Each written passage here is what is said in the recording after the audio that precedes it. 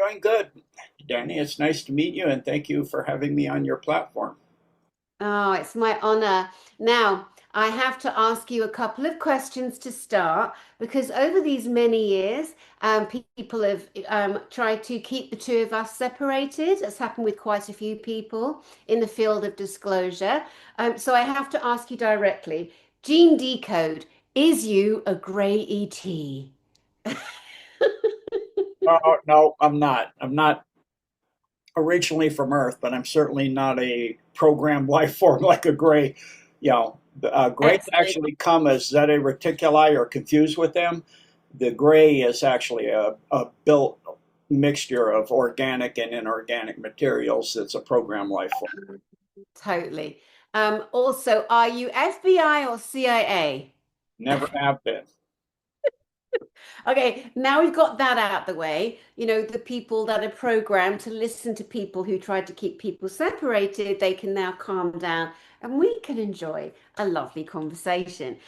So you came to my awareness years ago when you were sharing information on the deep underground military bases, which we're going to go into a bit. But I do want to say, our lovely friend, Dr. Christiane Northrup, she's the reason why we're connected because she connected the two of us.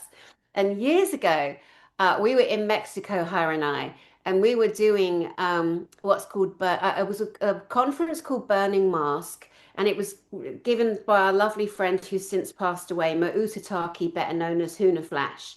And it was Huna Flash at the table, David Mahoney, who you know, and me and Dr. Christiane. And she was telling us about you. And she was telling us how incredibly fit you are, fit beyond fit, but on fit. You can scale a wall. You can, you're really, really fit. And of course, there's the whole martial arts side of you, which I hope we'll get into a bit. And so, yeah, so then I kind of got to hear more about you as a person. But I'm just so delighted that, we can share with people your work and your kind of background. So can I just hand the floor to you while we gaze at beautiful Peru and you share for those that don't know your background, your military background, and anything that's led you to your work revealing the DUMS, please, and take your time. Well, probably my martial arts is what got me awake to the world, along with my ability to remember things that I guess most people don't. I thought pretty much growing up everybody did, but what woke me up to everything about the what's the deep state and all of that is when most people go to sleep, their consciousness actually transmutes over for at least some period of the time. For me, it was the entire night, all the way from the day I was born up until I had this massive awakening experience of antimatter Earth. There's an antimatter universe and then a positive matter. And on antimatter Earth, the deep state, as it's called here, has been in control, and humanity has been in concentration camps for 200 plus years.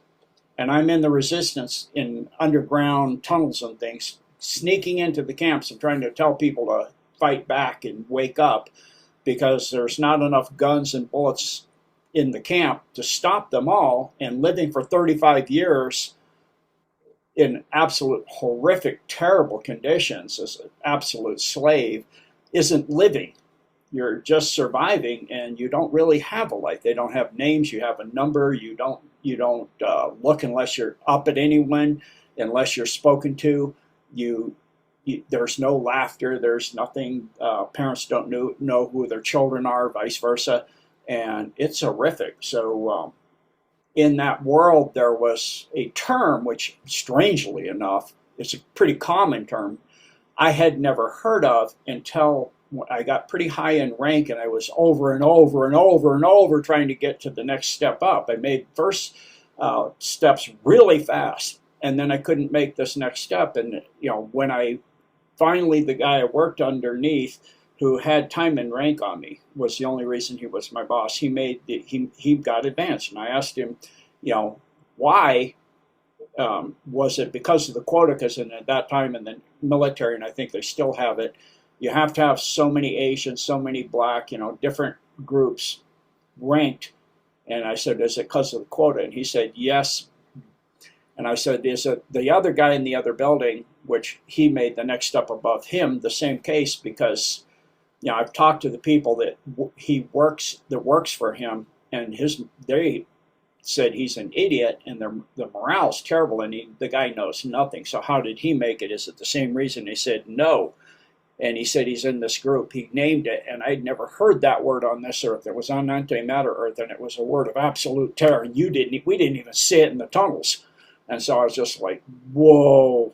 And I froze, and it felt like somebody poured a bucket of ice water down my back. And so from that point on, I asked him what it was, and he said it's a Black American group, or a black group worldwide, a secret group. And that's the opposite of what it is essentially here. But I said, as I started investigating, I go, well, I guess because that's antimatter Earth, it's the opposite here. But in the process, I was trying to prove, because on that world, I know where all the material were kept before they destroyed them. So I was trying to prove it wasn't true here, that there wasn't a secret society in charge of everything on Earth and owning everything and controlling everything. And so I immediately went to the Supreme Court Law Library. I was in Hawaii at the time, went downtown Honolulu, and went down in the archives in the basement, and they call it the tombs. And I had a clearance so I can get into stuff that most people can't get into. It showed my ID and all that. And that was on a Friday, and I researched it till Sunday evening, nonstop, no sleep, nothing. And the guy that worked there kept coming back, clocking me in because he had to go home, and the whole place is locked up, and I'm in there. And he'd come back the next, Saturday, come back Sunday, and he's like, "What are you doing?" "I'm having a nervous breakdown." I had huge books and ledgers, and the funding and the budget for the United States for many, many decades all over the place, making all kinds of notes and drawings. And he goes, "Oh, what about?" And I go, "I'm not 100% sure yet where I am in this, but if it's true, which it looks like it is, I didn't want it to be. We're pretty, in a lot of a really bad situation, to put it minorly, in a small way." And so from that time on, I just kept going further and further into things and learning more and more of things because of what I knew from the antimatter Earth. And it's all here. It's just about 200 years lagging in some cases, or 10, 20 years in some cases. So, people that I knew there, I met. Technology that was there was invented here later, like 20, 30 years later. So lasers and, the black helicopters and all that stuff. And then the DUMS was part of that as well. So that's, I said, well, they don't even bother using them anymore. Some of the tunnels we were using were actually ones they had just left behind. And so I knew about that, and I started researching it here as well. And being in Hawaii, King Kamehameha actually had secret tunnels he used to get from one side of the island faster than paddling around the outside of the island. And people thought he was a god because he could just show up on one side and then the other side way faster than should be humanly possible. And so he was using lava tube tunnels that, that's Princess, I think it's Kapiolani's palace represents it. There's a stairwell that goes underneath from east to west and over from north to south under the building, and it represents how those tunnels run. So I actually went down to Kaina Point and found the tunnel, the big, huge lava tube that comes from Kaina Point and goes out all the way at the other end through Diamond Head. And it's got a huge steel grate. It's big enough to nearly fly a 767 into. It is massive. And then I found the other tunnels later on as well, because of the way I am of rock climbing and backpacking and just bushwhacking through things. I would go up the ko'olaus and literally go down the ridges with legs straddling the ridges till I could get down to a valley and go down valleys. It's amazing if you do that. It's phenomenal and exciting, and you find things that people haven't seen in sometimes 50, 60, 70, or 300 or 400 years. I found ancient Hawaii heiaus that no one had been in. I found a down Japanese Zero that still had the pilot, just the bones, and a little bit of his uniform still on the bones. Really? Yeah. And Goodness. sure I'm the first person that had ever happened on that plane. So, and in the process, I found about the DUMBs, and then I started really, really researching into that and everything else. So that's kind of how I got started, through that. And then also, of course, my martial arts dovetailed into that as well, because, I've always been a warrior type person of standing up for myself. And I think people should stand up for themselves and have their boundaries and their rights Yeah. and freedom and all of that. And so Yeah.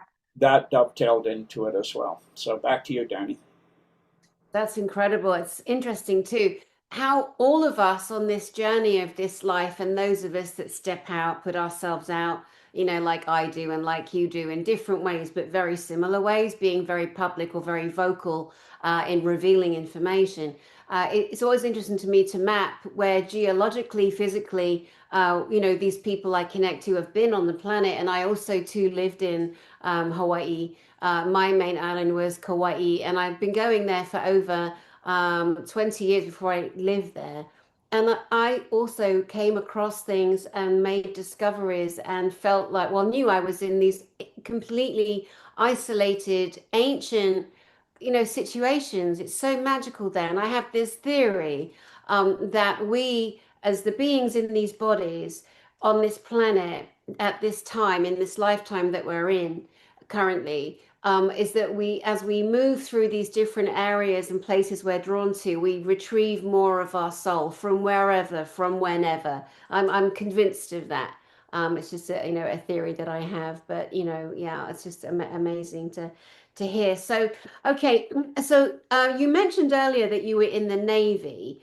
Can you help us understand why somebody with a Navy background would be looking at underground facilities? Can you put that together for us? Well, again, it actually came about, from the time when I woke up in 1990 about all this stuff, and I was on my last tour where I retired in Hawaii, and I was working on Ford Island in Pearl Harbor, and excuse me, the submarines, the ballistic missile submarines, were pulling in, and every lunch I would run the entire perimeter of the island.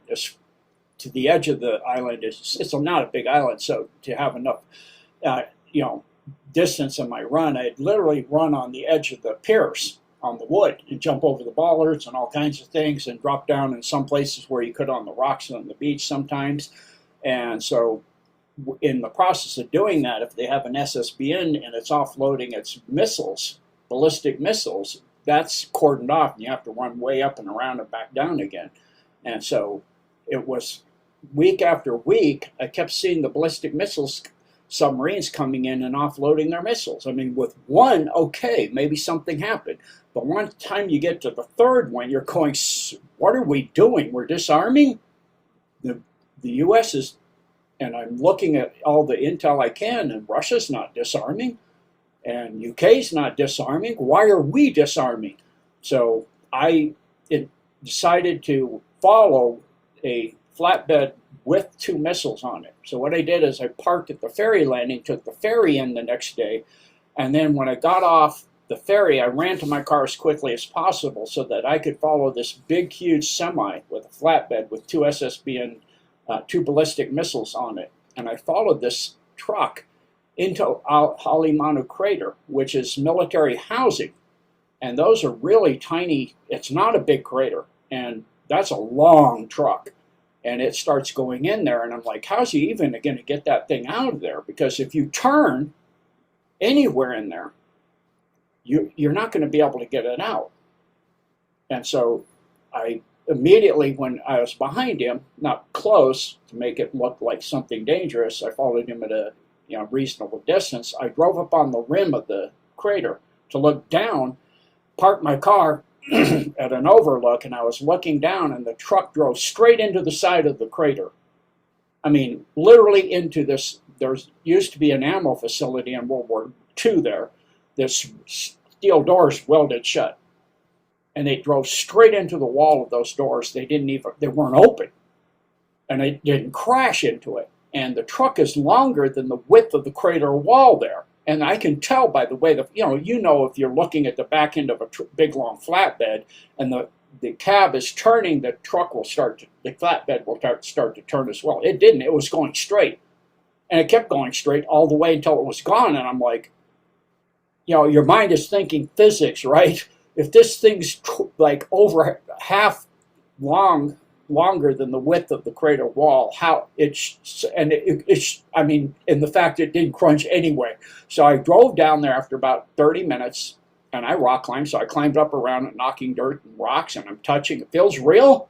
The rocks feel real. It feels really solid. I don't understand. So I drove back up on the crater, and I waited till about 9:30 at night, and the truck came out with the flatbed straight out, like he'd turned around in there, and no missiles on it at all. And I'm like, now I'm really confused, So that was the process of beginning to figure out about the dumps. And then once I retired, I drove all over the country, keeping my eyes open and researching and doing all kinds of things. And, quite a few places you can see things that are incredibly, ridiculously obvious that there's a dump there. Like you'll be out in the middle of a swampy area, and there's a huge concrete pillar coming out, and on the top is a manhole cover, and it's way above wherever the water line would ever get. And you're going, yeah, somebody came out here and put a concrete pillar with an access cover, or there's sewage facilities, and there's nothing near here. Or you'll be driving along in a desert, and you'll see a series of power cables that are as big around as a submarine, and like 12 or 15 going straight into the ground. Turning and going straight in. The ground needs lots of power here. So I'm like, or you'll see ventilation ducts, kind of like little ventilation things coming out of the ground. Oh, the ground needs aeration. So it becomes really, really obvious.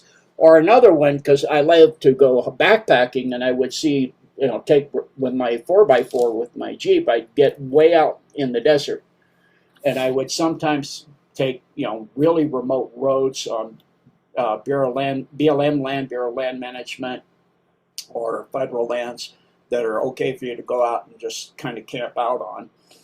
And I would see all kinds of trucks going by all night long. Come night, trucks would be going by. I thought it was going to be quiet out here. It's like truck after truck after truck after truck. Here goes an SUV, a black SUV, a black SUV. Oh my word! It's like Grand Central Station here. It's like I'm on the freeway. It's I'm parked next to I'm camping near the freeway. It's terrible. Wow. And I'm like, where are they going? So the next morning I get up and I follow the tracks. It goes out to a little tiny freaking building. That has a kind of a sloping roof going into the ground. I'm like, aha, a dump. So I just started marking and researching, and of course then going to the information from Phil Snyder and from Milton Cooper, who wrote Behold the Pale Horse and that, and then continuing on from there. And once the internet came available, because when I was in, they didn't have it was just the very infancy when I retired. It wasn't even fully developed yet. So once that came out, then you can do a lot of research and get a lot of information. And then also, because of my connection with God, pretty much anything I ask, I get the answer to it. So, or somebody shows up. And I've had people show up that are talking about things that most people don't believe are real, like the Philadelphia experiment. I met 2 people that were on the ship because I wanted to know if it had happened for real. And so I was giving a talk in Capilani Park at a HIV fundraiser to raise money for a treatment. And since I'd done all the research and I knew 16 cures, I'd get up, after they had that, everybody, all the main speakers talked. Anybody have anything they'd like to add? And I'd raise my hand. And, because I thought people suffering would want to know.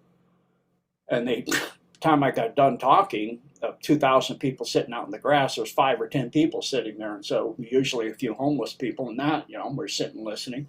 And this one homeless man, my 3rd time, came up and he asked me, he goes, you're interested in all kinds of esoteric stuff. Would you like to meet a guy off the Eldridge? I said, absolutely. And so he said, give me your number. And if he checks that you're okay, he'll call you. And he called me, and I went over to the other side of the island, and sure enough, he had a picture of himself in his third class radioman uniform sitting on the port side of the fantail of the Eldridge. And I have the movie with the original cut in it of the experiment, and that was him. So, and I could tell that it was him. He was much older, but and then 2 weeks after that, coming back from Ford Island, I met another guy that had been on the Eldridge as well, who had lost his right hand. And he'd Good Lord. obviously become completely telepathic, because in looking at him, I just got this feeling, you get that feeling about something, about someone. And finally he looked at me and he goes, in answer to your question, which I hadn't said anything, the answer is yes. I said, oh, Mm. I see, you're telepathic. He goes, since that situation, yes. And he goes, that's how I lost my hand. And so he talked to me while we rode over. So, I keep having all of these. Same with my martial arts. When I decided to get into martial arts, I wound up getting probably the best martial arts instructors on earth every single time. So when you That's ask right. God, you get exactly what you're asking for. Just make sure you want it. Make sure you want it. Be careful what you wish for. Well, back to was it the formerly known as the SS Eldridge? Is that correct? Yes. Okay. So at the moment, I'm working with a man called Chris Lauterer. He's a French Canadian, and he went through the Montauk Camp Hero program. Him and other little 6-year-old boys from his school in the oh goodness me, I'm saying Manitoba area, but regardless.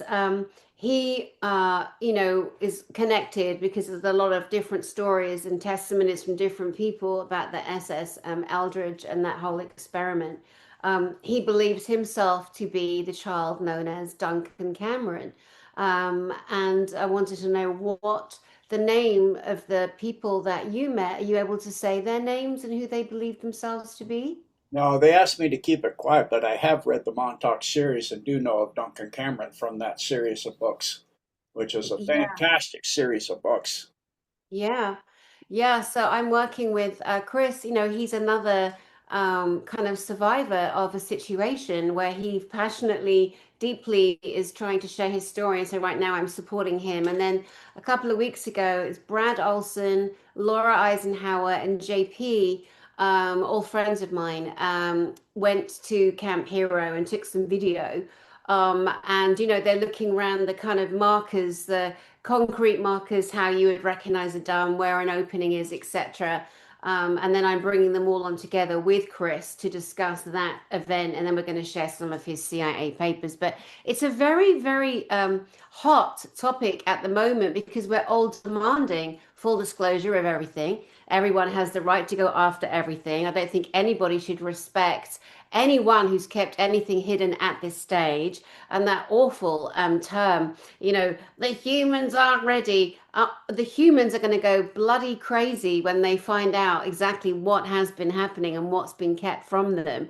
And we are more than ready for everything. This is our planet. You know what I mean? It's time to reveal everything. So that's kind of fascinating. So, what age would you put the two men at roughly that had been on that experiment? So this was 1990 and let's see, 1991 that I met these two men. So uh, at that time, they were, I guess, in their 50s and 60 area time. I didn't ask their age. I'm just guessing by how they looked. Yeah. And for those that don't know what the Philadelphia experiment is, and lots of people don't, and that's okay, could you explain to us your understanding of that, please? Well, it didn't actually happen in Philadelphia Harbor. I just learned that recently, but we'll stay with that. They took a ship called the USS Eldridge using three Sage radars and a lot of power and counter rotating them such that they created a shift in, like they do with electrogravitics. But what they did is they created a shift in the space time. And time is two dimensions. There's four dimensions of space: height, width, depth, and inwards. And then there's linear time and spiral time. So they caused the ship. People think they're in linear time. You're not. You're actually in spiral time. although most people tend to focus their consciousness in a linear mode. And so they shifted the ship. The idea was to shift the ship 45 degrees from what they see, the time vectors T1, T2, from T1 to T2 to make it radar invisible. It went radar invisible, then it went completely invisible, then it went to Boston Harbor 20 years into the future, and then it came back because it had gone into a warp field or its own little universe with a power supply inside to keep it able to keep going. And then, from my understanding, Al Bielek and Duncan Cameron actually got off the ship and got some technology about nuclear weapons and brought it back. That was actually the real reason for the experiment, from my understanding, was to get how to detonate a nuclear device. They were afraid at this time that if they did detonate, it could cause a catastrophic chain reaction, turning the Earth into a star. And so they wanted to get that information about the last details of how to get a nuclear device to control its reaction and learn the last two details of nuclear devices, because they had actually, most people, this is something I don't think anyone's ever come out and said, that they had test detonated a very small nuclear device before anything else, and it had a nuclear yield, a big mess of nuclear radiation, but nothing else. And so that was the other concern, is it wouldn't work at all. And so what they brought back is that nuclear energy, nuclear blasts, have three requirements to create an explosion, not just supercritical mass. It has to have coincidence and concurrence with the ley lines and energy structure movements of the magnetism on Earth. You have to be on a ley line that runs north to south, and those are static, and most major cities are on them. Tokyo is not on one, so that's why they didn't hit Tokyo. If you're going to hit a samurai nation, you think you'd hit your main population center. Well, that's why they didn't. They hit Hiroshima and Nagasaki, and they didn't hit them on the same day. Again, if you're fighting a samurai nation, you'd hit them over and over and over. You wouldn't stop until they surrender or you obliterate them. So they did it on different days because the ley lines are moving from east to west. There's lines that come out of the equator, and they split negative and positive fields.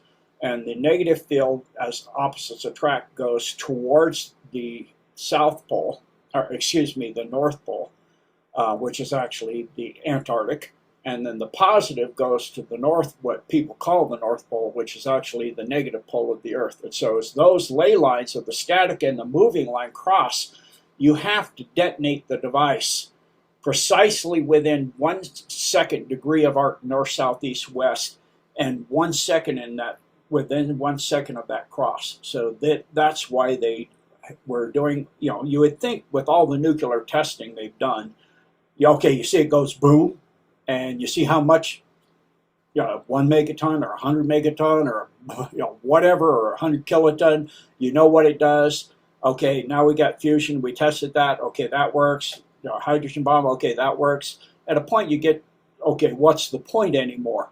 Okay, we did it underground, we did it under the water, we did it over the water, we did an airburst, we out in space. Okay, we've got it down. Why do you keep going? The reason is they're figuring out all of the different precision of the ley lines of the Earth and the movements of the moving lines that have come out of the equator.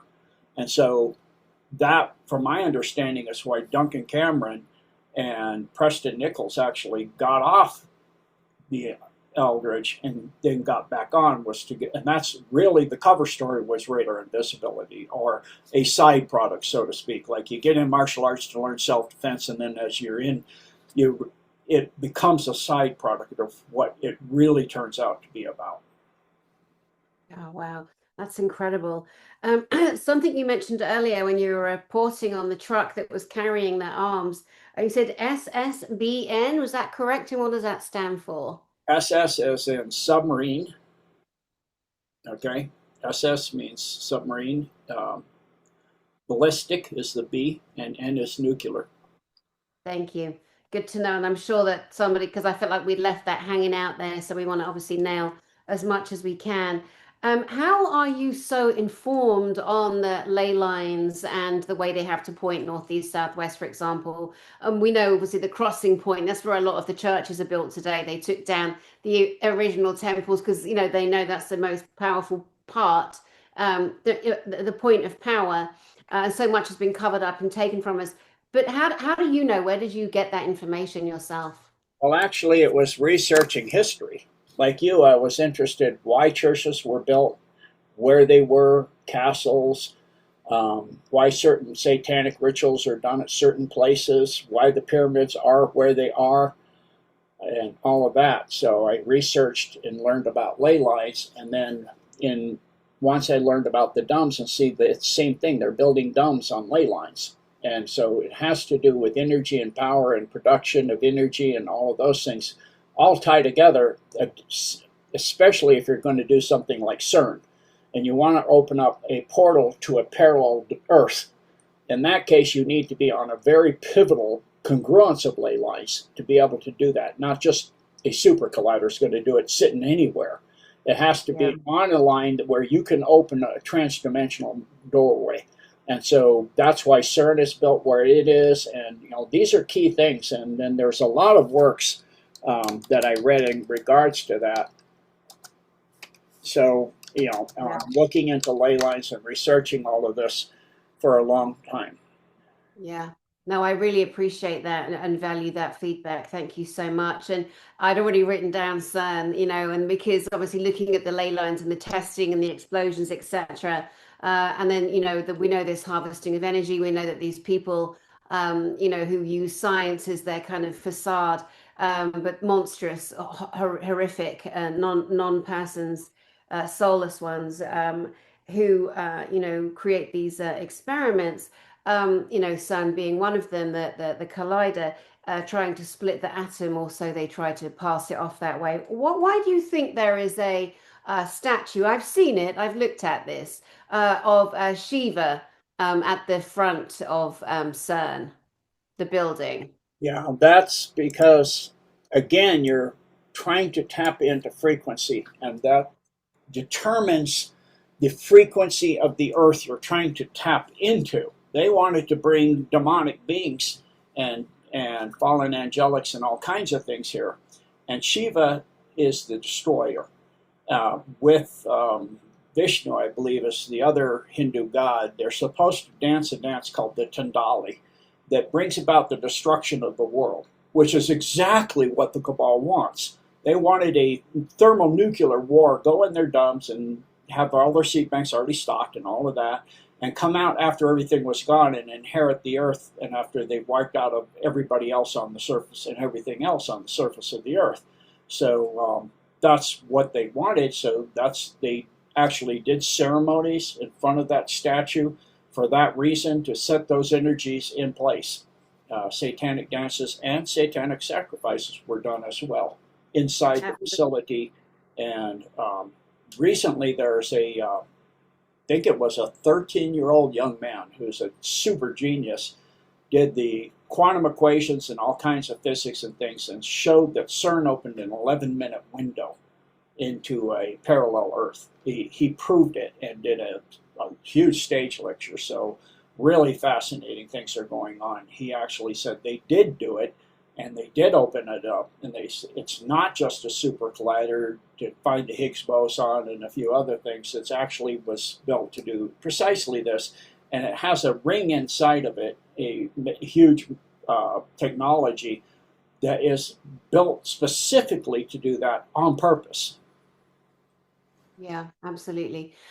Just going back to the Shiva, there are some people think that that is a representation of Ea or Enki, one of the Anunnaki gods. What are your thoughts on that and your information on that, if any?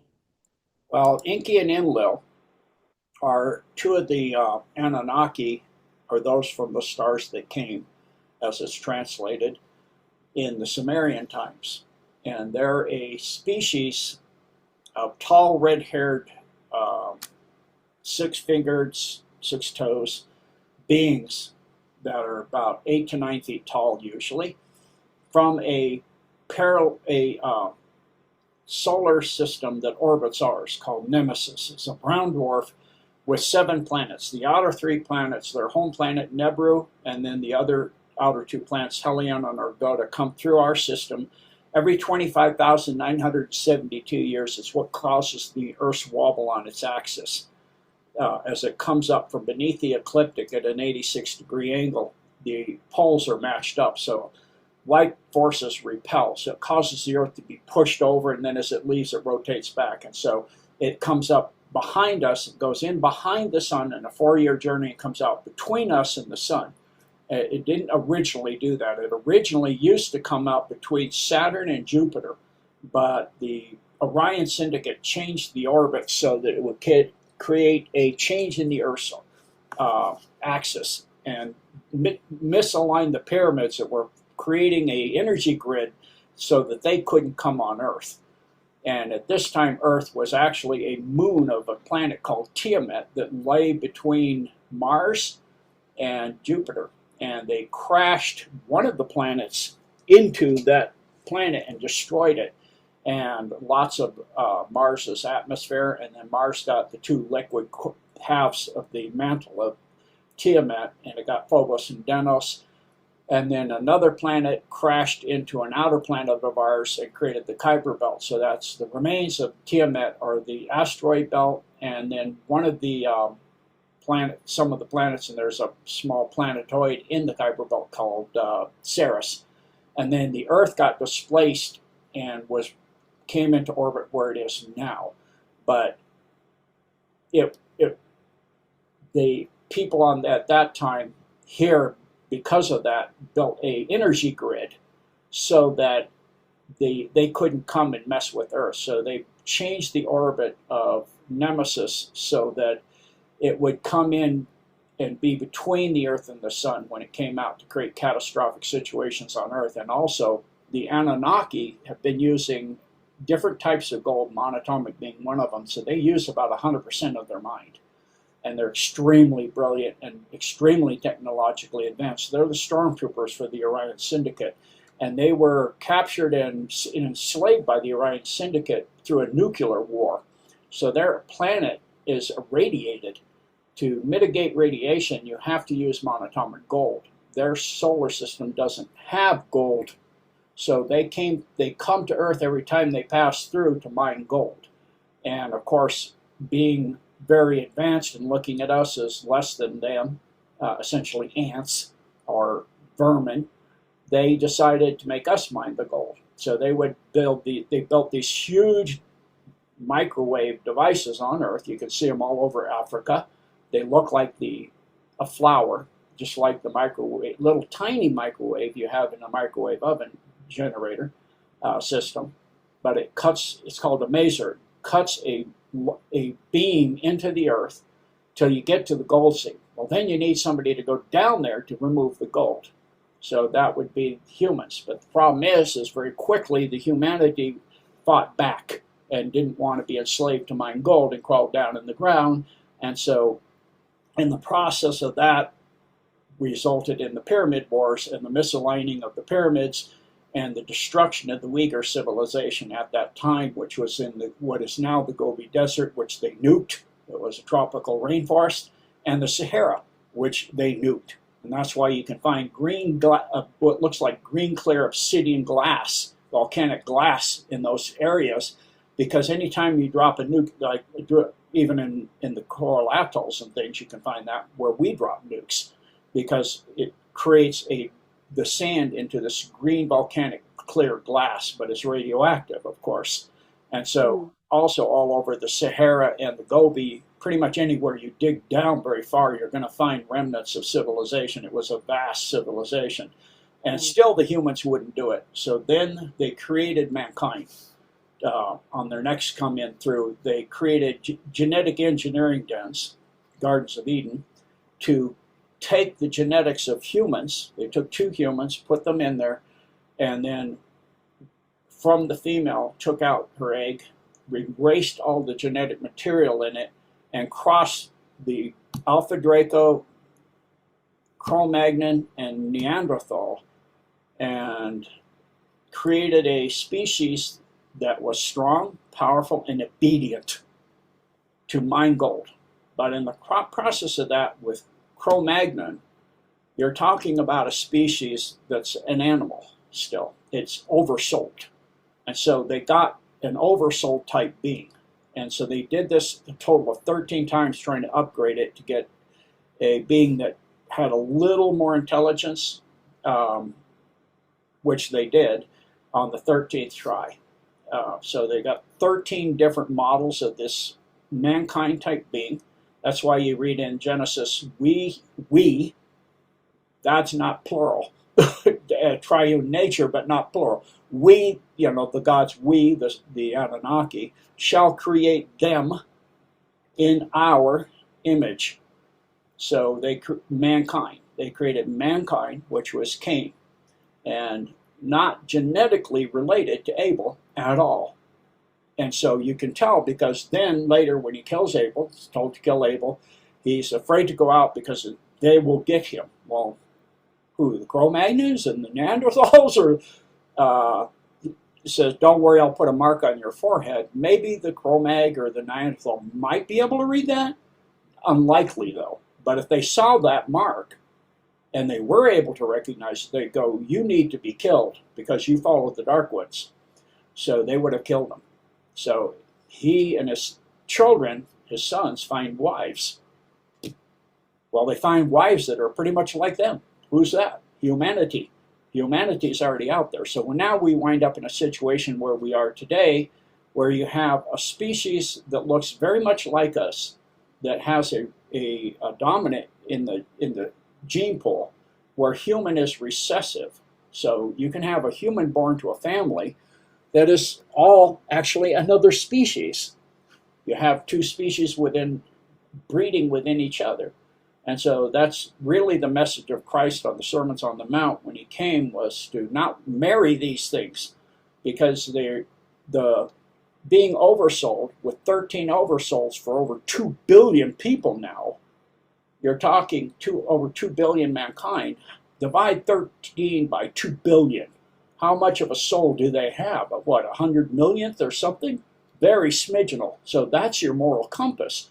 If you have 100 millionth of a moral compass of a human being, then you're going to be able to do things like become a psychopath and a killer and a murderer, because you don't feel much of anything when you kill a child or kill a person or torture somebody.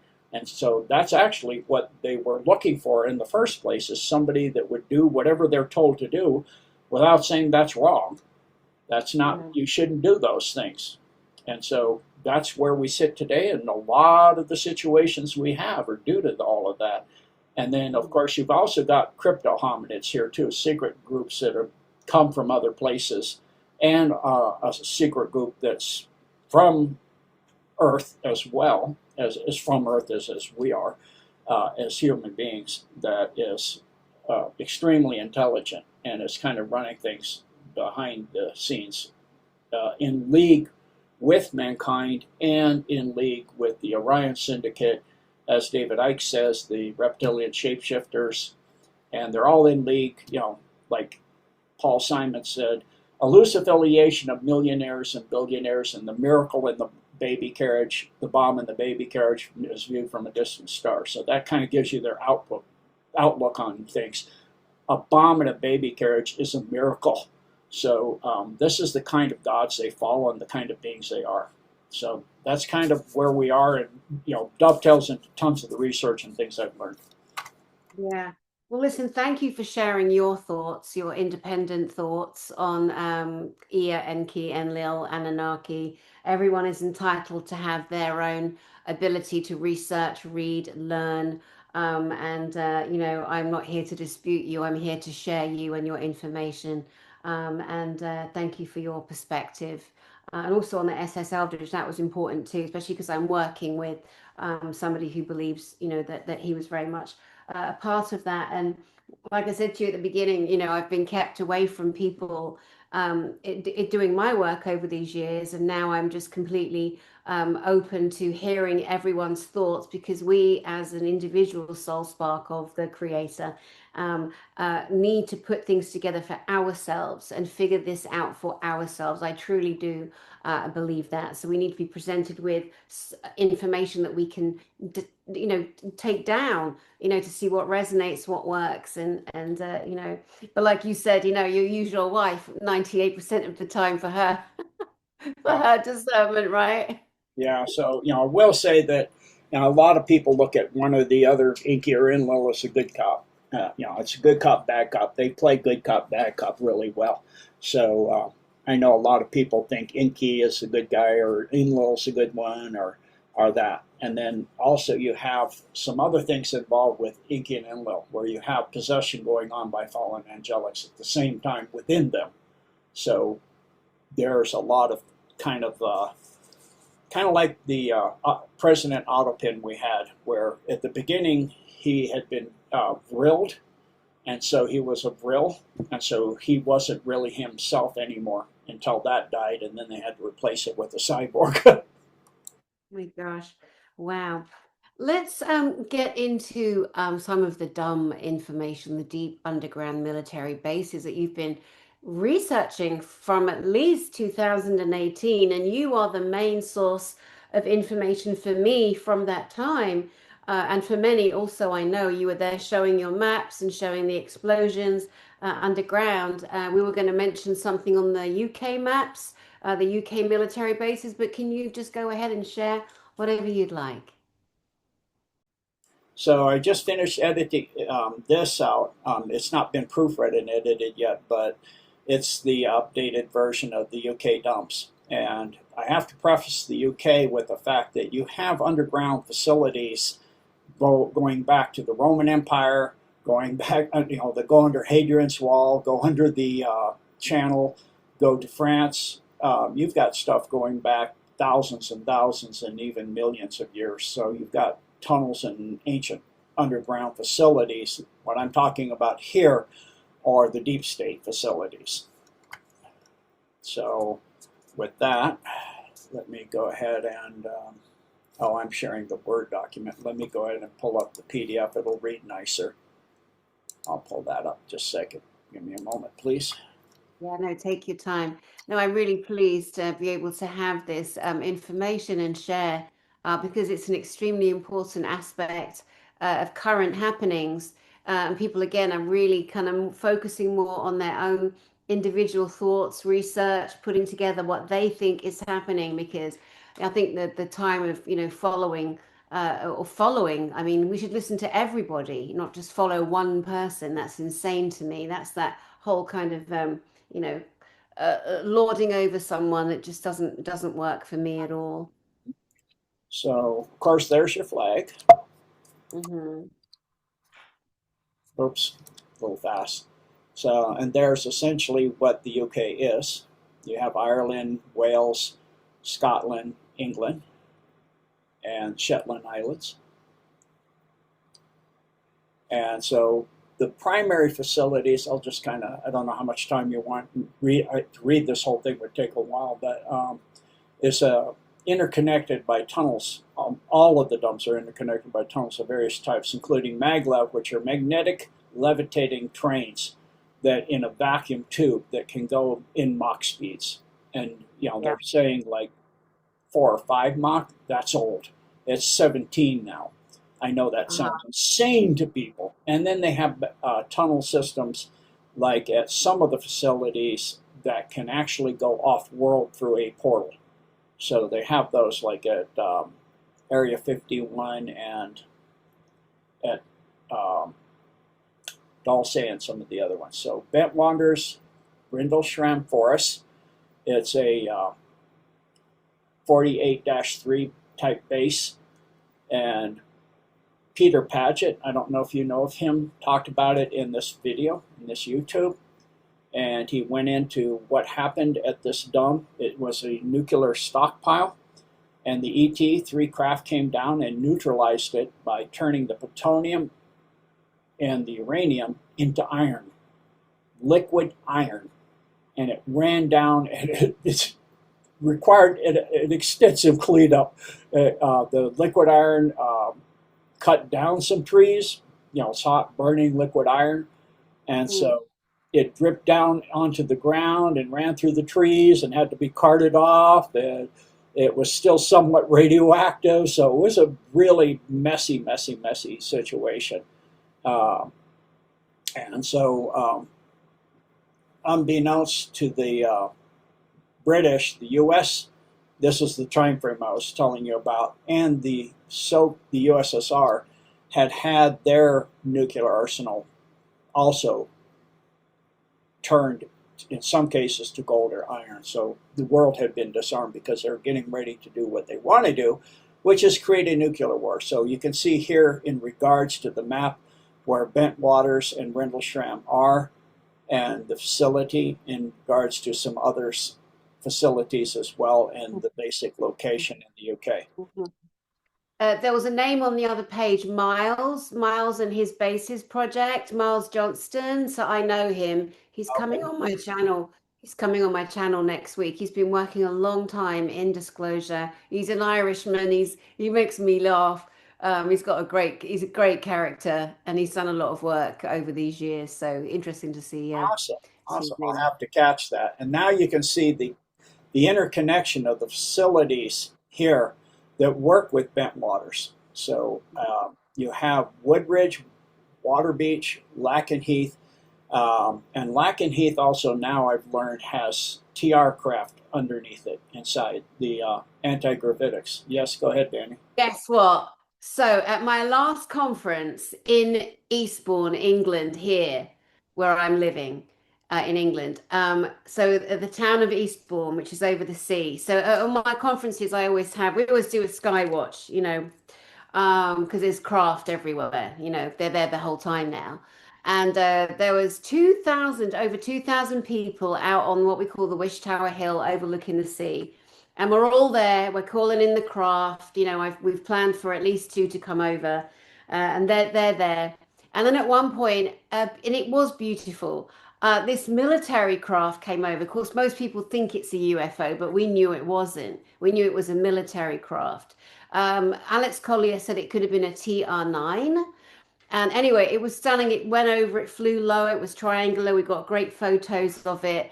People are going crazy. It was a beautiful moment. It's ever so exhilarating, Jean, when that happens.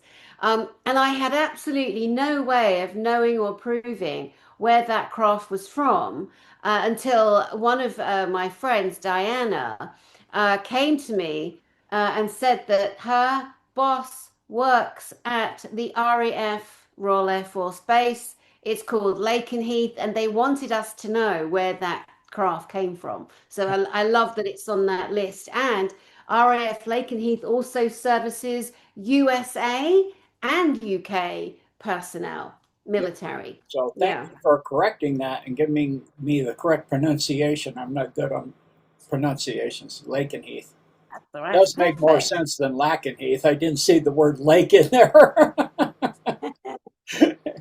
So those Yeah. facilities are all interconnected as well. And there's spent waters looking down.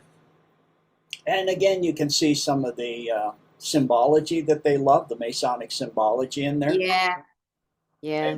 They love Like, doing that. They have to do that. It seems have to. they can't withstand building something without that.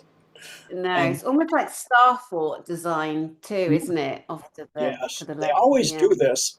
It's like I'm laughing because Trump tore down the east wing of the White House and it broke the Masonic, I'll just use the correct term, satanic Yeah. sigils. Yeah, The flow of energy absolutely interrupts it. It puts it off kilter, doesn't it? It changes it completely. Yeah. completely broken now. So that was brilliant. So these are what they now say are no longer in use, which is not true. It is in use. They like it to look abandoned, so they leave it looking quite abandoned Yeah. in the daytime. And the dumb and the surrounding access is mostly now uh, through the forest area, so that they can make that stay looking very abandoned. There's also a graze. In this case, I'm referring to Zeta Reticuli, not the program life form base, attached to Lake and Heath and Bentwaters. God. And in that facility, it's was, until it's been cleared by the Alliance, used to create Mark Ultra. It was a ninth circle child sacrifice for achrome harvesting and organ harvesting. Okay, so a ninth circle facility, and this is Bentwaters specifically you're talking about. Yes. Okay. May I ask how you know that? That's put out by, what was his name? It'll come, I think I have it in this decode. We'll get the name in here as he comes up. Yeah, we're coming close to it because it's now mentioning he was in Project Mannequin. His name will come up here. So the next one is Berkshire and Newbury under the Berkshire RAF Green Common. Am I pronouncing that one right too, or wrong? That's Berkshire, and I've never heard of it. Thank you. Newbury, Berkshire, and Berkshire, because it's called the Shires. Hertfordshire, Berkshire, Cambridgeshire, Oxfordshire. So it'd be Berkshire, Newbury, under Berkshire and RAF. Okay. Okay, thank you. And that's primarily anti-gravity storage and crafter there. But it also had a MI6 project, mannequin mind control and genetic manipulation for A1 hybrid programs, as well as advanced nuclear engineering research. And so anytime you're dealing with anti-gravitics, now you're dealing with advanced nuclear, what is called aneutronic, where they can now fuse atoms together to create electricity directly without creating an explosion or heat. Essentially, like you're creating an EMP, but you're not having the explosion. And that's looking down on Berkshire. Or Berkshire. And then this is, the next one is Peasmore, under the entire town. And that's an AL499 base. And this base is, that whole area, it's massive. It's under all of that. And then that gives you the general location of where it is in the UK. So for those that know what that looks like, and there's looking down on the general area under the town. And it also houses nuclear weapons there. They also have done cloning experiments for mind control and embedding technology as well to create super soldiers. And this is, some of this has been witnessed by a man named Barry King. It's the entrances and exits of the dome in Peasmore. So it's now verified that it's an NSA facility, and it houses Grays as well as runs genetic experiments. And that's, again, Grays Zeta Reticuli type. Yes, here's the name, James Casbolt. And Agent James Casbolt, MI6C NSA agent, was stationed at Peasmore. Saw a bipedal wolf alien from the Canis Empire in Sirius who they feed off fear and hatred, and this species and its human collaborators is at the Peasmore Dome. And this is part of the projects that the Cabal had, is once they nuke the Earth, whatever's left, they loosen all of these creatures, these chimeras they created to ravage what's left of the living on Earth, was their idea. That's why they do that. So there's Berkshire RAF Welford next. And then Buckingham Palace. So, big surprise. It has a sacrificial area with tunnels to all the UK facilities, and a large tunnel to Buckingham Palace goes to Whitehall and Parliament. So that's looking down, and again, you can see your symbols. They can't. They just can't do anything with them. You know, we have to do this. We can't resist it. Yeah. And that's the next one is under the small town of Zenner in Cornwall, and this is a facility near an ancient stone outcropping called Menental, or stone layout called Menental, and it creates a quantum energy grid. And this is from Casbolt again. This Zener Cornwall Dome has a hidden access tunnel inside that castle, and these are the Menental stones. And Aleister Crowley, who started the Satanic Church, used to work on the grid lines there to create energy quantum grid system to Montauk that we were talking about earlier. So this is all tied together with Montauk and Camp Hero and all of this stuff. And so the next one is Cornwall St. Ives. It has a sea access dome for submarines, which gives access to the world submarine system through an ancient sea gate. The dome, and by ancient, I'm talking this was created by the Atlanteans. So this dome is off the shore of the seaside town, and many people in the town have implants and are abducted and then later returned and don't aware, a lot of them, that they even have implants. So not a really fun place to be living, I would say. And so there's St. Ives, the nice little town. Looks like a nice little town. And again, according to James Casbolt, one can go to lakes in Peru, lakes in Malaysia, the NSA dome under Penang Island.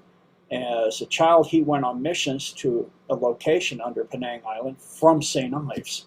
And the death of a celebrity in Zener was at that time attributed to Aleister Crowley's conjurings and his satanic rituals.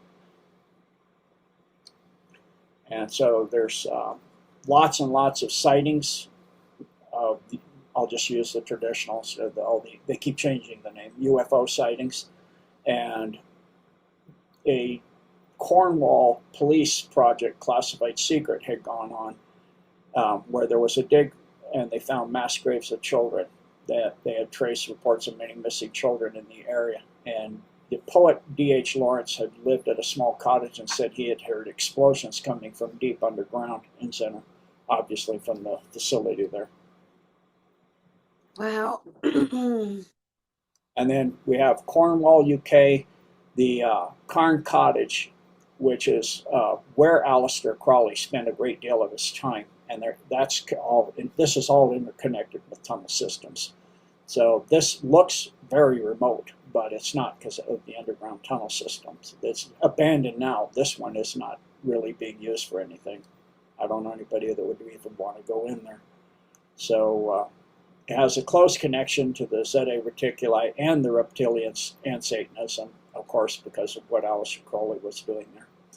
And for example, one night he took a woman named, he left a woman named Ka Cox, who died of a stroke, and her husband went insane and ended up in a Bodmin mental asylum.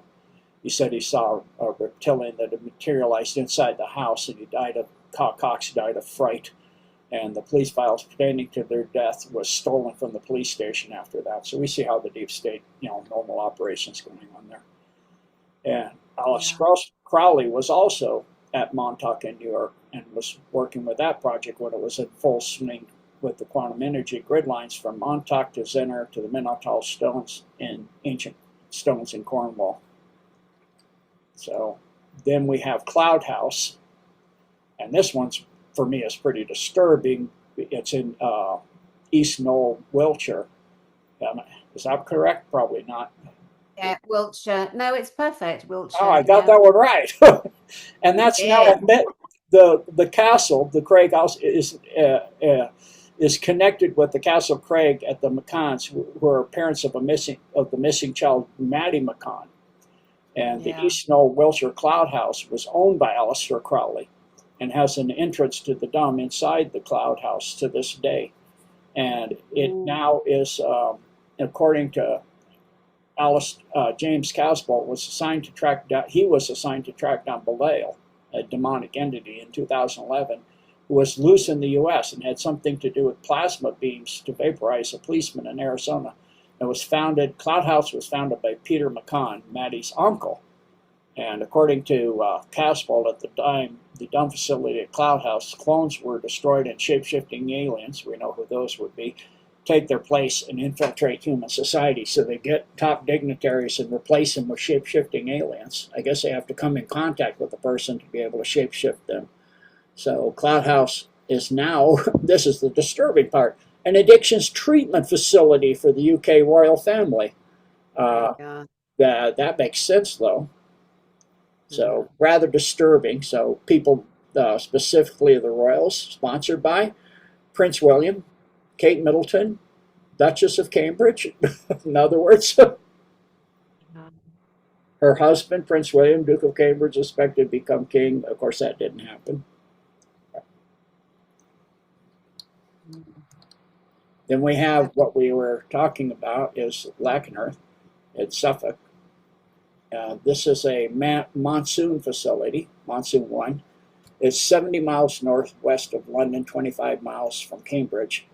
It's completely run now by the U.S. Air Force Liberty Wing and coordinates with Sandia Labs in New Mexico. So you're talking high-level anti-gravitic craft. You probably thought things like the Aurora class and those things here.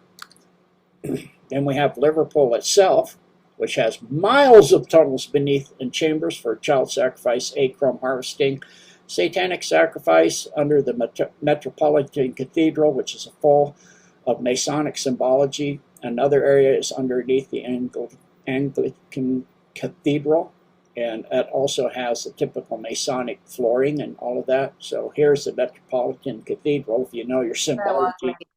Yeah, Boy, it's so hideous, isn't it? I can't stand that. The sight of that building gives me the heebie-jeebies.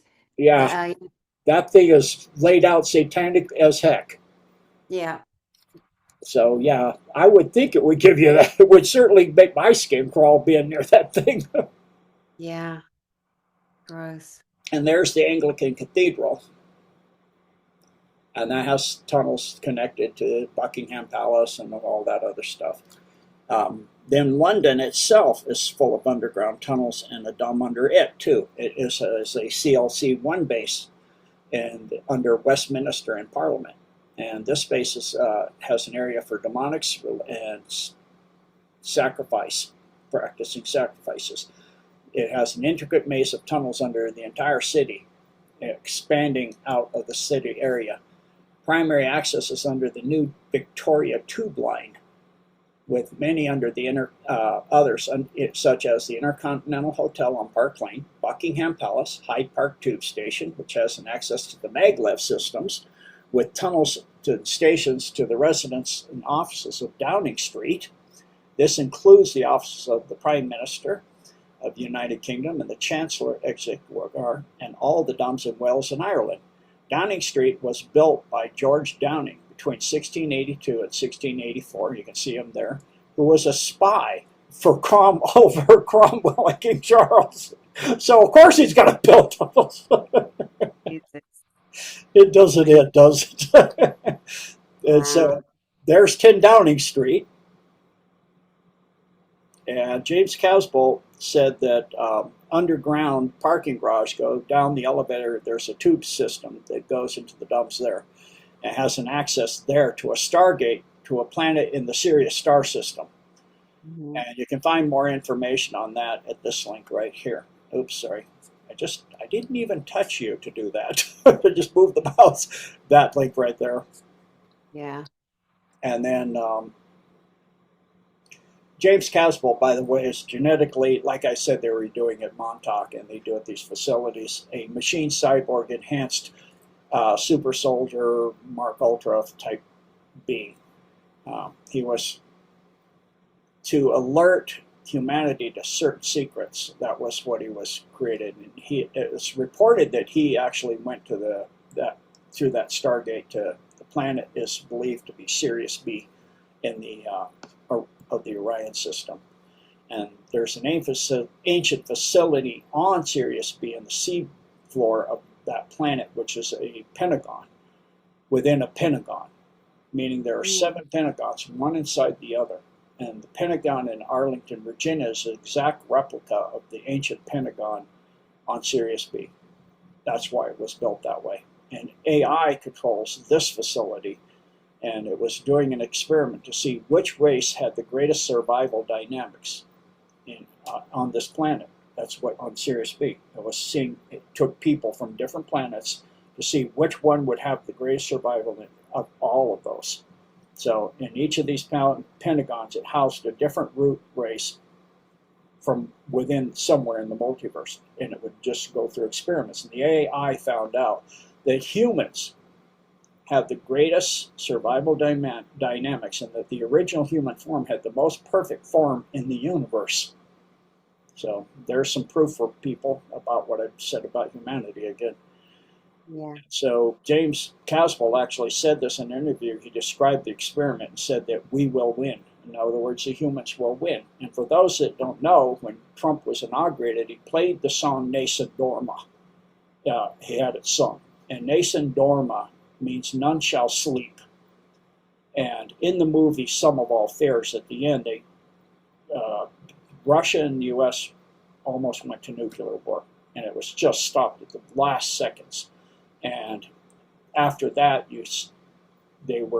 that song was playing, and they were going and eliminating the top people that created this on both sides, the deep state on both sides that made it almost happen while that song was playing. And at the end of the song, it says Vincero was the guy's name, supposedly. Vincero means I shall win. In other words, we, humanity, shall win. Sorry, I jumped way forward there.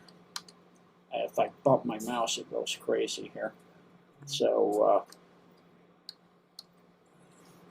where was I? Yeah, I think that's where I was. That's where we were. Yeah. Yeah, right there. So anyway, next we'll go to, there's a large series of hotels clustered on Park Lane that have access. The Intercontinental, as I said, the Hotel London, Park Lane, walking distance to Buckingham Palace. Buckingham Palace, of course, which is an easy walk to Hyde Park Tube Station, which also has access. So then we have Manchester, which has tunnels to Wales and Ireland, and was used for the purpose of acorn harvesting and human trafficking. It has many entrances in different areas, operating as a group or individually at times. And there are many of the hospitals, especially the Royal Infirmary, have a dome. So this is the Manchester Royal Infirmary that has a dome for all of the aforementioned projects. Then we go to Menwith Hill, and this is a space-based dome. And this now is in control of the Alliance completely. So this is now a White Hat facility. And Oxfordshire, is that correct? Yeah, Oxfordshire. Yeah, Oxfordshire. Harwell Laboratories. This dome is directly under the laboratory. It's a research in quantum AI for medical and space applications. And that actually is a symbol of a non-terrestrial group, the way that building's laid out. Mm-hmm. And there's a different angle of it. So Oxfordshire, Shrivenham. Am I pronouncing that one right? We say Shrivenham. We wouldn't say the ham. Okay, it's good to get this correct. I like this. This is great. So the Watchfield Military Science College Defense Academy Institution has tunnel entrances and facilities under it. The Shrivenham Dome and tunnels are located between Shrivenham and Watchfield in the southern west corner of Oxfordshire. Vale of the White Horse. So again, you can see your symbology again. Yeah. And then we have Staffordshire.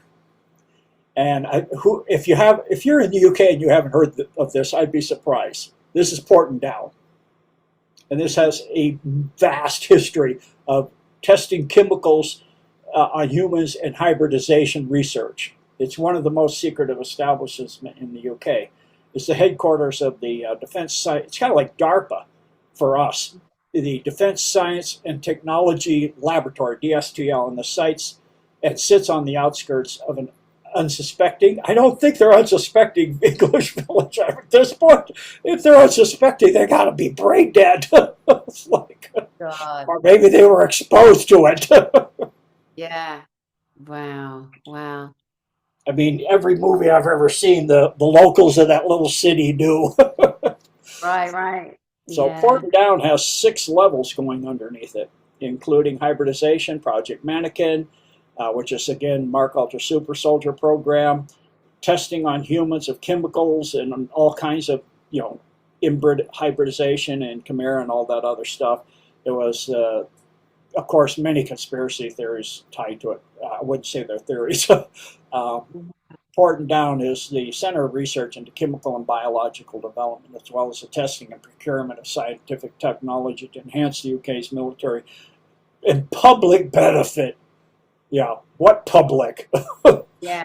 They're experimenting on the public. It's My like, God.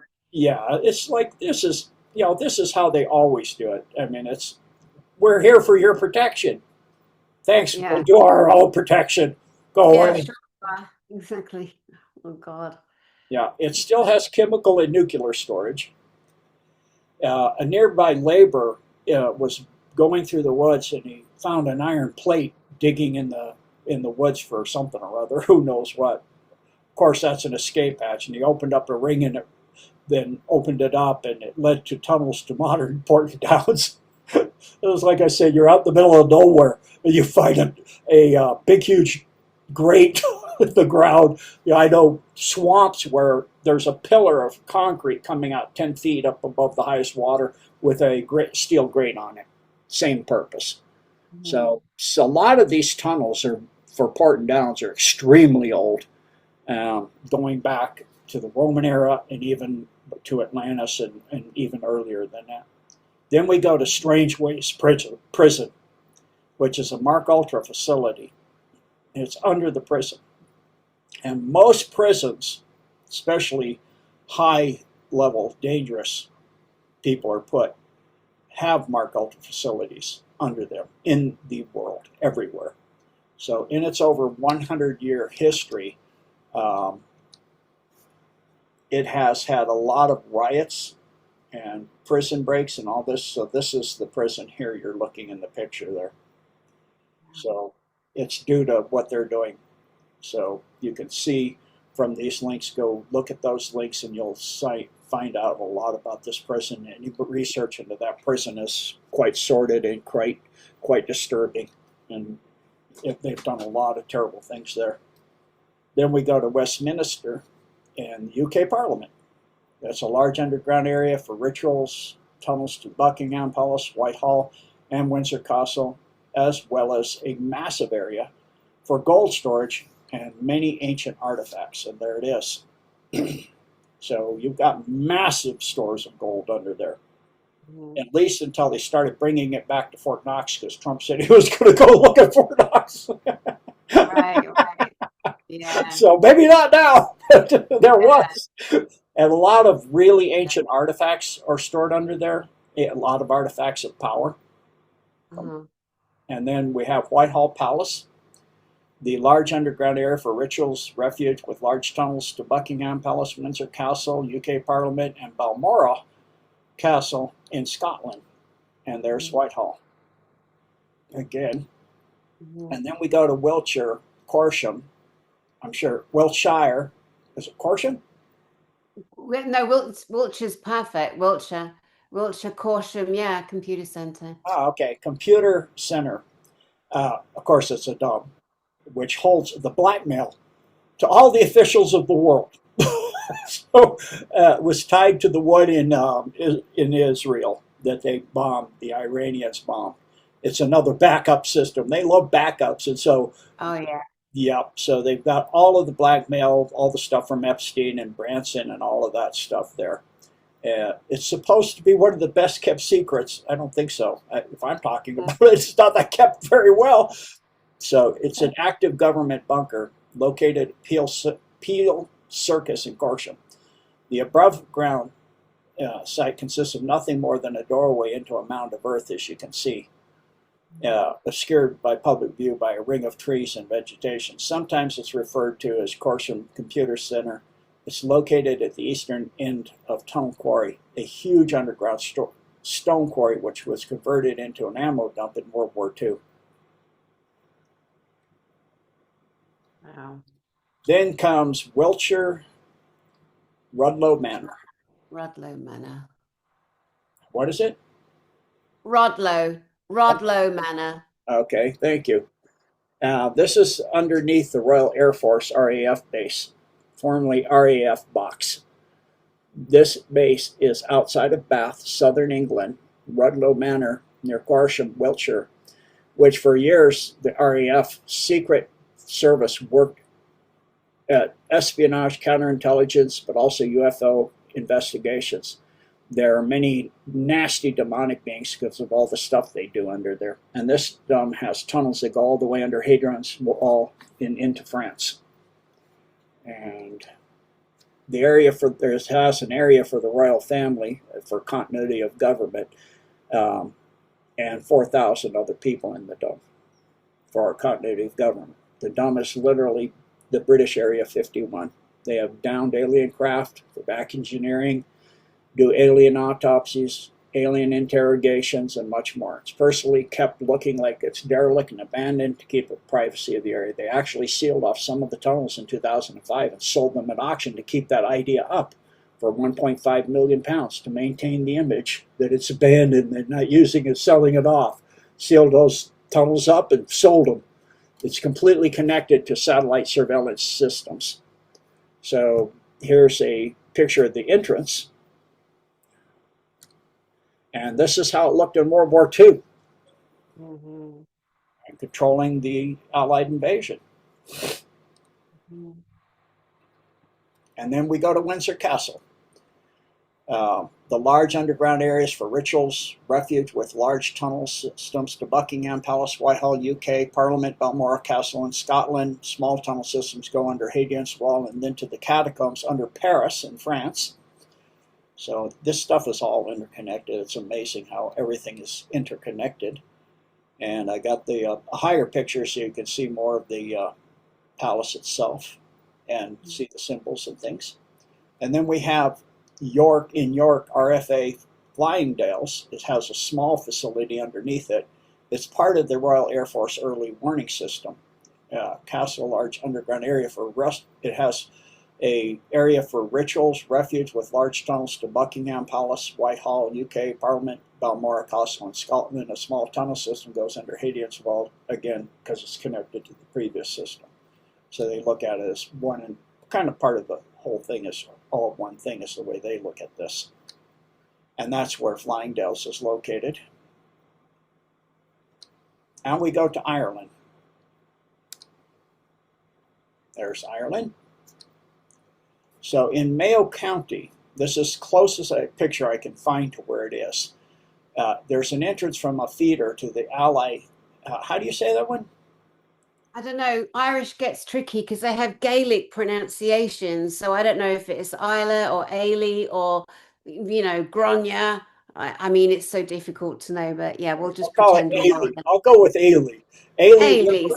Yeah, there we go. Thank you, Danny. River on the foothills of the Partry Mountains, 12 miles east of Westport, while heading to Lake Cara. Ancient facility. This facility is 1,000 years old. And then Station Island, and this is a high-level SRA Ninth Circle sacrifice area. And of course, you've got your symbols. We all know what we're looking at. Yeah. They have to do this, don't they? They just can't do anything. It's like unbelievable. Then in Scotland, as aforementioned several times, Balmoral Castle. It's a sacrifice with a large tunnel to Windsor Castle. And then we go to Wales. And there's Wales. Brecon. Is it Brecon? It's Brecon beacons. I've ridden horses across those beacons. Oh, Brecon nice. beacons. Yeah, Brecon beautiful. Beacons. Thank you. Yeah. Brecon Beacons, this dome is so ancient, they don't even know when it was built. It's that old. So, yeah, the elite intelligence organization called Group 58 runs this dome. The group was formed by Margaret Thatcher in the 1980s to work at the sites of crashed ET craft in Britain. Even though Group 58 was formed by Margaret Thatcher, it is a UN group. The 58 man called George, a contact UN identity card with UN holograms on it, drove to D is a person, to a clandestine meeting on a motorway service. It was here that George showed Dee photographs of human mutilations and that's all done by humans with back engineered craft. They had found near heavily guarded Brecon Beacons Dome in Wales. There are photos that show a girl 16 and a boy of 20 who had those things done. So this is what they do to pretext Project Bluebeam to show how evil the aliens that are coming would be and be scared of them. So Dee had nightmares for a week from what he saw. So anyway, I'll let people read that story for themselves. So next we go to Brides Bay in Wales. And this is again by the MI6 agent Peter Paget in his book, The Welsh Triangle. And he reports that aliens have set up a base beneath Stack Rock at St. Bride's Bay. And I actually do know that one is actually correct too. So that's Stack Rock. And so that's all I've got on what's in the UK for actual dumps and not the thousands of tunnels and little facilities and things going back so long ago they don't even know when. Goodness, it's just incredible. Thank you so much. And I believe that James Casbolt was a colleague of the now deceased Max Spears. Yes, I And agree. I believe that's what I've heard too. yeah, and I actually last week, it's interesting how things come at a certain time and all information comes together. So mentioned to you that Miles Johnston from the Bases Project, he's been doing this work for a long time. He's the Irishman.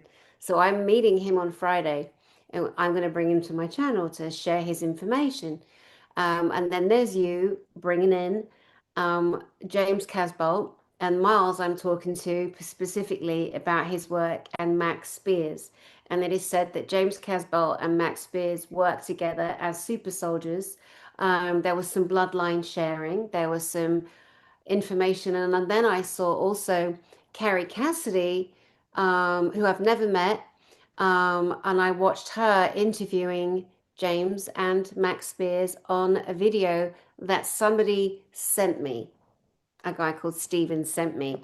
So it's so interesting. And that same day, I saw Max Spears' video on regular YouTube. And then this guy Steven sent me directly. So I'm like, well, somebody really wants me to pull all this information together. And I think it's all going to tie in with the Montauk project, which obviously some of what you showed does, and people try and guide people at certain times to bring people and different people and information together. It's fascinating. I also wanted to mention that, people will be like, well, how come, Windsor Castle and Buckingham Palace and Balmoral and, and Balmoral's in Scotland and, how do they manage the tunnels? Well, with these maglevs, magnetic levitation trains, think bullet train Japan or the French TGV, but much faster, much, much, much faster. And it's old news to those of us who've been studying for a long time. Have you ever seen physically a maglev, Jean? No, I have not actually. I would love to, but I have never. And I do know everything you said about Max Spears and Casbolt and all that checks with everything I know as well. That's precisely. And I have done a few interviews, roundtables with Carrie Cassidy, and talked to her about some of that, and it checks pretty much with everything she puts out too. I mean, that lady has been around a long time, and I do not believe that she's CIA and FBI. I'm so bored of people saying this because it keeps people apart. I also wanted to say about some of the ETs, of course, I'm not going to debate you. I want to hear what you believe and what you're sharing. And, we all have individual information we've been given. I've been given information that says the Draconis or the Draco and the Sakaar reptilians are no longer here. I've been told that the Mitra and the Zeta Reticuli grey ETs and a couple of others in Naboo from the Orion system are also not here. I've been told that they are not doing mutilations, experimentations, cannibalistic, rituals. And if we look at some of the information there, it's from 2008, with James. So, I mean, there's a potential that this is actually correct. That potentially the ETs that were here, that were harming humanity, that came via, if you want to, like Dwight Eisenhower, for example, or others, that where agreements were made a long time ago. 40s and 50s, that potentially that all checks out too. What are your thoughts on that? Yeah, most of those groups have left due to the alliances essentially won, and so they've left. And now any mutilations like the face stealers we saw in South America is the deep state doing it, trying to get their Project Bluebeam and keep the fear up of an alien invasion. But that's also now in the hands of the alliance, from my understanding too. So it'll be a way to get disclosure where it will turn out that they're not bad guys; they're the good guys. So obviously, turning our nukes into iron and gold to keep us from nuking ourselves, that's not bad guys. And with all the craft that we've brought down and tortured and interrogated their peoples, they could turn this planet to dust in a blink of an eye. They have technology and weapons that can vaporize a planet. You break the atomic bonds, and all you have is basic elements floating around. So they don't go across billions and millions of light years in a blink of an eye and be all that aggressive and terrible and evil. The ones that are the low level ones that are not advanced and not in that, the bad 4% in the falling galaxies like the Milky Way, the Orion Syndicate, and that, yeah, but that's the vast minority, and most of that's now under control too. And our solar system was in quarantine to protect that from coming out of here. What's left on Earth from flowing back out into the universe, because most of the universe, that war is done in most of the universe. All of those groups, the Maitri and all of that, they're quarantined in their own little solar system now, way out on the edge of the universe. And there's the war, the fallen angelics, all of that's done everywhere except on Earth. And it's to keep that done and sealed in here. So if human, which that's why the AI analyzed and found that we're the most survival capable. And that's why they went after us. And so now we're in the process of winning that war. We're very, very, very close. 80% plus. It's actually close to 87% now of the dumps in the world are. And that's a massive thing because, I mean, I personally know of over 340 in the U.S., and I'm always learning more. Like I've learned now that Area 51, Dulce, the Four Corners region, all the way up under Lake Mead, all the way up large parts of Nevada, Arizona, parts of Colorado, is one vast underground city, very deep down, an ancient facility. So there's all kinds of craft. And David Blair, in interview with Dr. Sala, had talked about an ancient ship that had crashed into the ocean, into the sea, that was there at that time near White Sands. And it was in the sand. And then when they built the facility there, they found that craft. And then that craft worked with David Blair, and he became the vessel for its consciousness till they came and rescued it. Could be part of what Three Eye Atlas is all about. So there's so much going on. We're in such an amazing time. So it's just fantastic to see all this coming out. Back to you, Danny. Yeah. Oh my gosh. And it's David Adair. David Adair, and God love him. I'm getting him back on my channel soon with Emery Smith. I had David Adair speak at my conference last year in Colorado. I love David. And I agree with you. I think myself, my independent thought is because when you with someone like David Adair, when you can feel like you and I can feel things in people, right? And Yeah. you can feel Pithalum, you can feel this other energy frequency with him, and she is feminine and he is a male, and you can feel the difference, the pulsing. And I spent time just hanging out. Oh, he's so funny, honestly. He's got such a great laugh. I've spent 2 hours on the phone on a Friday night with David, not to mention obviously speaking at my conference and also here on my channel. And yeah, he's beautiful. And I think the Three Eye Atlas, I do believe that there is an intelligence, a plasma being similar to what David has living with him.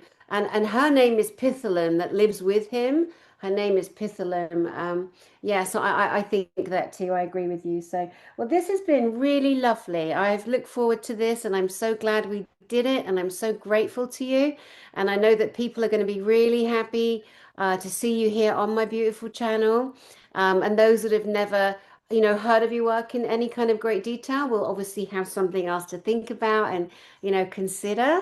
And so thank you so much, Jean. Do you have any kind of final thoughts or words for the beautiful audience that will see this? Yeah, just know that it's all coming down and we're very close to the end, and it's a marvelous time. We're going to see a whole new world very soon where hidden technologies that have been hidden for hundreds of years, and the cabal that's been ruling this earth, the Satanism, all this stuff is, and the child trafficking and the terrible things done to children, all this is coming to an end. And so, know that there's a lot to be hopeful for and a lot to look forward to. And with that, I'll just say thank you and God bless. Thank you, Jean, and God bless. God bless you too. Thank you so much. And to the beautiful audience, thank you for watching. Thank you. And as always, my name is Danny Henderson, and I do send you love from my heart to yours. Thank you, Jean.